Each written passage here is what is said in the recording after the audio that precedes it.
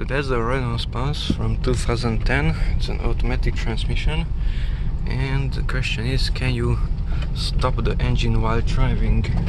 Currently it's in D, it's in drive. D is visible there on the dashboard also, and I'm not pressing the gas, and I will press that button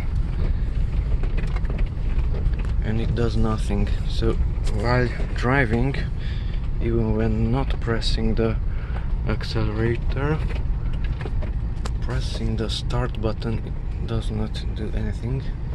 So you cannot turn off the engine while it's in drive. Okay, now let's do a test. Now I will stop. It's still in drive. It's in D. Now you can stop it. So if the speed is 0, then you can stop the car, even if it's in drive.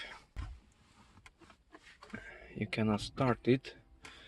It says that you have to switch to P.